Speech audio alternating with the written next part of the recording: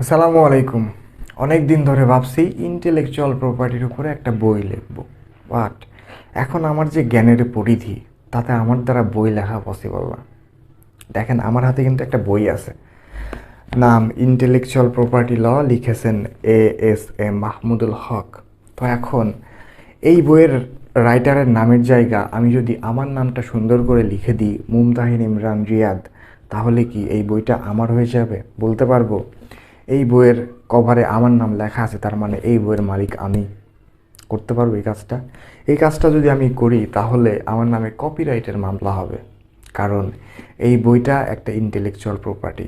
এই বইটা কপি করে আমি আমার নামে চালাই দিতে পারবো না।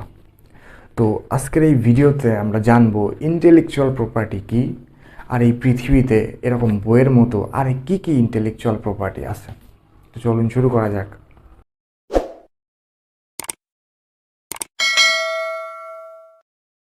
Intellectual property relates to human creation. আমরা যদি একটু বোঝার ট্রাই করি, ইন্টেলেকচুয়াল শব্দের অর্থ হচ্ছে বুদ্ধিবৃত্তিক, আর প্রপার্টি শব্দের অর্থ হচ্ছে সম্পত্তি। তো বুদ্ধিবৃত্তিক সম্পত্তি হচ্ছে যেগুলো আপনি আপনার বুদ্ধি খাটিয়ে বা মেধা খাটিয়ে নতুন কিছু তৈরি করেছেন বা কোনো কিছু আবিষ্কার করেছেন। তো এইরকম ইন্টেলেকচুয়াল প্রপার্টি পৃথিবীতে কী কী আছে, কী কী আমি বলতে পারবো যে এটা আমার ইন্টেলেকচুয়াল প্রপার্টি, আমি এটা মেধা খাটিয়ে তৈরি করছি বা আমি এটা আবিষ্কার করছি, এরকম কী কী জিনিস হইতে পারে? এটা বলে দিয়েছে ওয়াইপো, ওয়ার্ল্ড ইন্টেলেকচুয়াল প্রপার্টি অর্গানাইজেশন। এটা কিন্তু ওয়ার্ল্ড ওয়াইড স্বীকৃত। তো ওয়াইপো এর আর্টিকেল 2 সাবক্লজ 8-এ বলে দেওয়া আছে ইন্টেলেকচুয়াল প্রপার্টি কী কী হইতে পারে। তো আসলে আমরা এক এক করে সবগুলো দেখি। তো প্রথমে বলতেছি ইন্টেলেকচুয়াল প্রপার্টি হইতে পারে লিটারেরি, মানে আপনি একটা কবিতা লিখছেন বা একটা নভেল লিখছেন, এটা শুধুমাত্র আপনার ইন্টেলেকচুয়াল প্রপার্টি। অন্য কেউ তার নামে দিয়ে আপনার কবিতাটা বা আপনার নভেলটা পাবলিশ করতে পারবে না। সাপোজ আমরা একটা ফানি এক্সাম্পল দিই। ছোটোবেলায় আমরা একটা ছড়া পড়ছি, ওই দেখা যায় তাল গাছ, তাই না? ওইটা লিখেছেন খান মোহাম্মদ মঈনুদ্দিন। তো তারপরে কিন্তু আমরা শুরু করি, ওই দেখা যায় তাল গাছ, ওই আমাদের গা, ওইখানেতে বাস করে কানা বুচ্ছা। তো এই কবিতাটা আপনি খান মোহাম্মদ মঈনুদ্দিনের জায়গায় কিন্তু আপনার নাম ইউজ করতে পারবেন না যে এই কবিতাটা আমি লিখছি।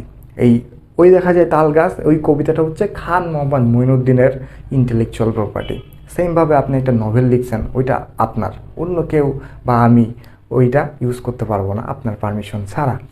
দেন artistic or scientific works. Artistic বলতে কি বোঝায়? ধরেন আপনি একটা ছবি আর্ট করছেন, ছবির নিচে আপনি আপনার আর্ট লিখে রাখবেন যে আপনার নাম দিয়ে মিস্টার এক্স আর্ট।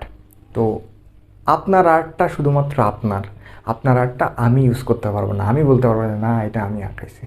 বা সেমভাবে আপনি একটা ছবি তুলছেন, ছবি ক্যাপচার করছেন, তো সেই ছবিটার ক্যাপচারের মালিক কিন্তু আপনি। আমি বলতে পারবো না যে এটা আমার ক্রিয়েশন, আমি ওই ছবিটা তুলছি। বা সেমভাবে কোনো ধরনের সায়েন্টিফিক ওয়ার্ক, কোনো ধরনের বৈজ্ঞানিক কাজ যেটা যদি আপনি করেন সেটা আপনারই, অন্য কেউ এটা দাবি করতে পারবে না। দেন কি বলতেছে, পারফরমেন্স অফ পারফর্মিং আর্টিস্ট। আচ্ছা, পারফরমেন্স দেখছি তো আমরা মাইকেল জ্যাকসনের পারফর্ম দেখছি, তাই না? এবং মাইকেল জ্যাকসনের অনেকগুলো স্টেপ আছে যেগুলো আপনি দেখলেই বুঝতে পারবেন যে এটা মাইকেল জ্যাকসনের স্টেপ। ওটা যদি আমি করি আপনি তখনও বলবেন যে না, এটা কপি করতেছে, মাইকেল জ্যাকসনের স্টেপ, এটা মাইকেল জ্যাকসনের ডান্স এটা। তো সেমভাবে যে কোনো ধরনের ডান্স বা অন্য ধরনের কোনো স্টেজ পারফরমেন্সও হইতে পারে ইন্টেলেকচুয়াল প্রপার্টি। তারপর ফোনোগ্রামস, ফোন দ্বারা কোনো কিছু করলে সেটাও হবে আপনার ইন্টেলেকচুয়াল প্রপার্টি। যেমন ব্রডকাস্ট, আপনি একটা ডান্স করছেন, আপনি একটা টিভি শো করছেন, আপনি একটা নাটক বানাইছেন, এটা টিভিতে বা ইউটিউব চ্যানেলে আপনি আপলোড করছেন। তো ওই যে ইউটিউব চ্যানেলে আপনি আপলোড করলেন, ওইটাও কিন্তু তার ইন্টেলেকচুয়াল প্রপার্টি। সাপোজ আপনারা হয়তো অনেকেই ব্যাচেলর পয়েন্ট নাটক দেখছেন ইউটিউবে। ব্যাচেলর পয়েন্ট নাটকটা কিন্তু ধ্রুব টিভি নামক ইউটিউব চ্যানেলে আপলোড করা হয়। তার মানে ধ্রুব টিভির ইন্টেলেকচুয়াল প্রপার্টি কিন্তু ব্যাচেলর পয়েন্ট নাটকটা। এটা কিন্তু চাইলেই আমি আমার ইউটিউব চ্যানেল থেকে আপলোড করতে পারবো না, তাহলে আমাদের কপিরাইটের মামলা হবে। তারপরে inventions in all field of human endeavour, মানে মানুষ চেষ্টা করে করে করে করে করে করে একটা নতুন জিনিস তৈরি করলো, সেটা হতে পারে যে হিউম্যান ইন্ডেভর। যেমন মোবাইল ফোন, আপনি 200 বছর আগে কি আমার মোবাইল ফোন ছিল না, তাই না?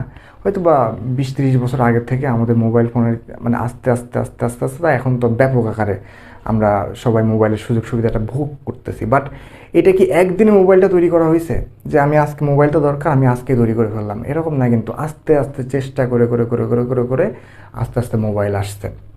তো এটাই যে মোবাইলটা যে তৈরি হলো এটা একটা ইন্টেলেকচুয়াল প্রপার্টি। দেন বলতেছে সায়েন্টিফিক ডিসকভারিজ আর আপনার ইনভেনশন, এই দুইটার মধ্যে কিন্তু পার্থক্য আছে। ডিসকভারি মানে হচ্ছে আবিষ্কার করা, আর ইনভেনশন মানে হচ্ছে তৈরি করা। ধরেন আপনি সায়েন্টিফিক ডিসকভারি বলতে বোঝানো হচ্ছে যে আপনি একটা প্ল্যানেটের খোঁজ পাইলেন, এই মহাবিশ্বে নতুন একটা প্ল্যানেটের খোঁজ পাইছেন, আপনি আবিষ্কার করছেন যে ওই নামে একটা প্ল্যানেট আছে ওখানে। তো এইটা কিন্তু আপনি তৈরি করেন নাই, আপনি বলতে পারেন না যে ওই প্ল্যানেটটা আমি তৈরি করছি। এটা কিন্তু আপনি তৈরি করেন নাই, আপনি আবিষ্কার করছেন। যে জিনিসটা আছে আপনি ওইটা আবিষ্কার করছেন যে হ্যাঁ ওই জিনিসটা আছে, ওইটা আমি আবিষ্কার করছি, আগে কেউ জানতো না। আর তৈরি করা হচ্ছে ইনভেনশন, যেটা ছিল না সেটা আপনি আস্তে আস্তে তৈরি করছেন। যেমন মোবাইল ফোনটা ইনভেনশন আমাদের এই পৃথিবীতে, ইনভেনশন। আর আবিষ্কার করাটা হচ্ছে একটা জিনিস আছে আপনি সেটা উন্মোচন করলেন সবার মাঝখানে। ইন্ডাস্ট্রিয়াল ডিজাইনস খুবই ইজি। সাপোজ স্যামসাং মোবাইল, তো স্যামসাং মোবাইলের ডিজাইনটা কেমন হবে?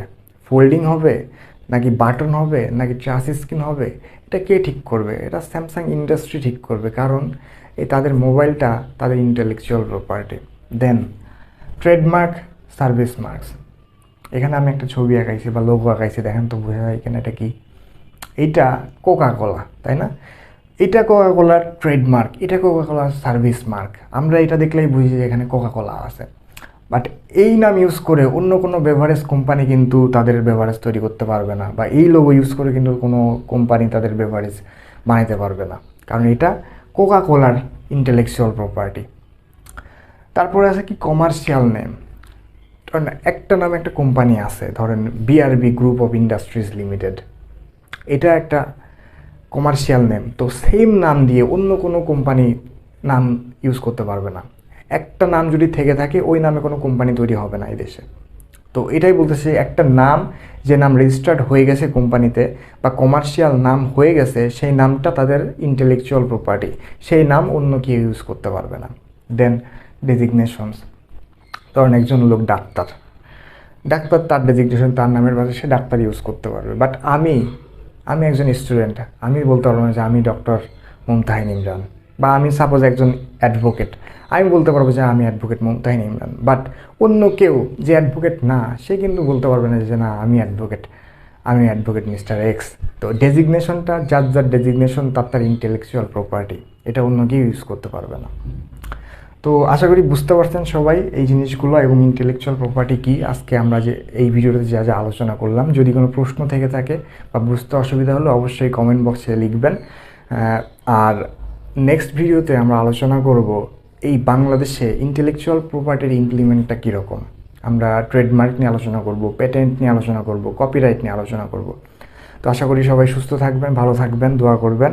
আর যদি সাবস্ক্রাইব না করে থাকেন আমাদের ইউটিউব চ্যানেলটা ল হাব, অবশ্যই সাবস্ক্রাইব করবেন এবং লাইক বাটনে ক্লিক করে লাইক করবেন আমাদের ভিডিওটা, এবং ফ্রেন্ডদের মধ্যে ছড়িয়ে দেবেন এই ভিডিওটা, সবাই শেয়ার করবেন।